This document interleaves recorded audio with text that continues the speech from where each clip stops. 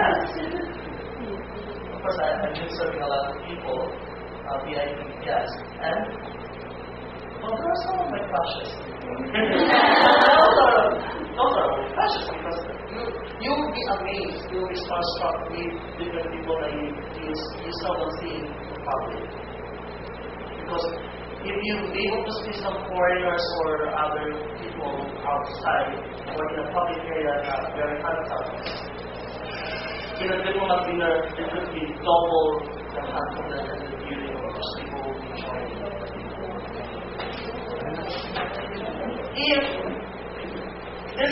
If, for example, when you join also a diplomat dinner, if the invitation has a theme, for example, Filipino, the requirement is Filipino attire. You have to wear Filipino attire. Gentlemen has to wear barong. Ladies, you have to wear them. You have to follow what is instructed in your invitation. This is the most common problem in Filipino.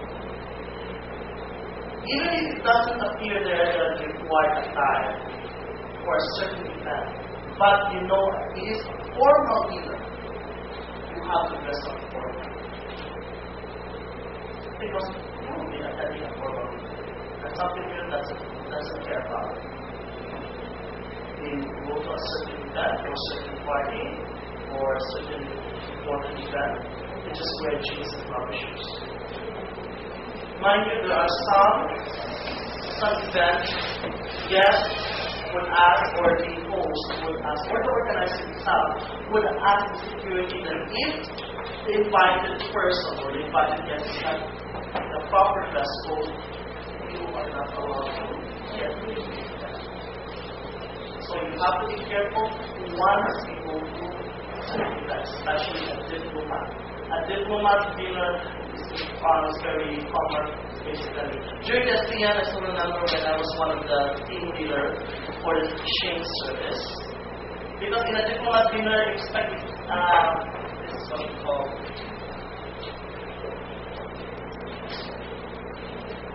this is an international organization which is based in France, and we have a chapter here.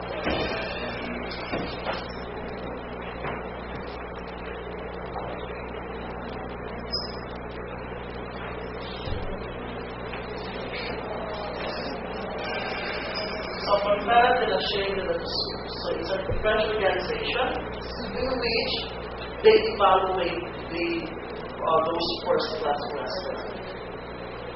From food to wine selection to table set and service. So during the STM, we use this service from the Shane organization. Remember, we had 300 guests, including the diplomats. So I was one of those team leaders who were serving diplomats.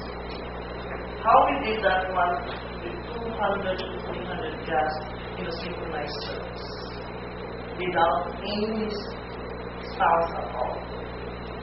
We use our match.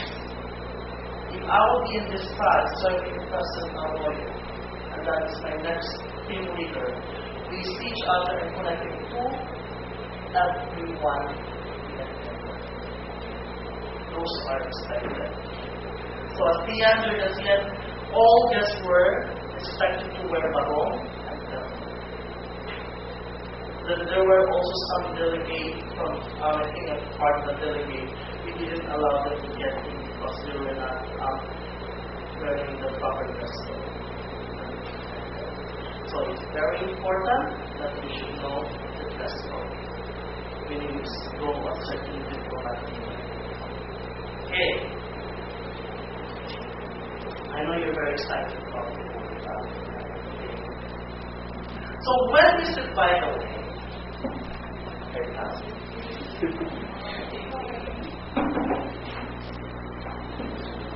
Do you cross your legs or not? No. Sometimes. In a dinner, you don't cross your legs even though you won't be able to see your legs. But you don't cross your legs. Ladies should, when you're going to have your dinner, I understand that we wear high heels, but we lift our legs up. This one, or it's more comfortable for you, it's sideways.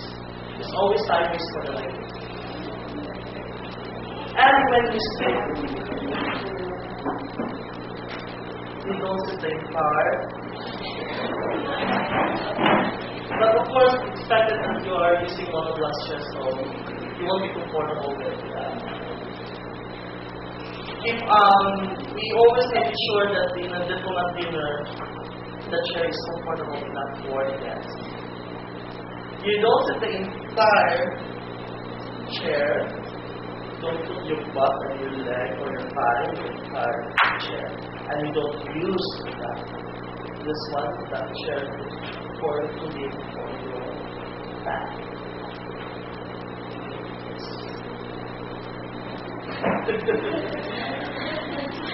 Remember, a formal dinner is about 3 to 5 hours. Because that included already the cocktail. That includes the cocktail, which is like 1 hour. And then after that, because majority of the dinner is about minimum of 6 courses to 10 courses. So that means there will be about, but definitely it's all your degustation, so which is enough for you to be able to deal with it.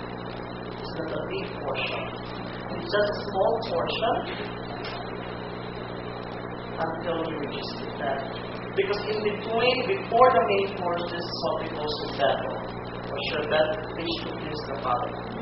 That's one way for you to cleanse the palate, in which cleansing the palate means you'll be able to, you're ready for the next courses. Some of a formal dinner, there will be 2 to 3 main courses. So you have already your appetizer, you have your salad, you have your soup, and you have your pasta. On the 5th course, you have your sorbet, or sorbet. Actually, I'm more particular in the Italian because they just work in an Italian restaurant. Okay? So bear with me with some of the food that I get to use with Italian restaurants. And the main course. The main course basically 2 to 3 or some 1. So main course could be pistachio, carne. Again, they go for another pistachio.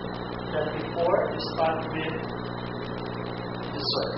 Dessert, most of the diplomat dinner dessert are 2. Because in between of the 2 dessert, you will be serving a wine dessert. Another wine. Think about it and how to drink a lot of alcohol during the dinner. Because there are some courses that will be served one kind of wine. If, for example, if the dinner will have 9 or 10 courses, I'll be serving 5 kinds of wine. Of course, it's expected that you will have 6 glasses and you will have Usually, first 2 courses, appetizer and salad, they will have 1 kind of variety of wine. When they're going to serve the soup, another kind of wine. Pasta, another kind of wine. Main course, another kind of wine. Another main course, another kind of wine. And the last one, you have your dessert wine.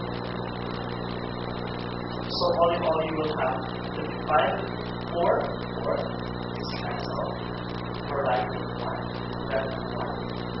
Excluding the shop.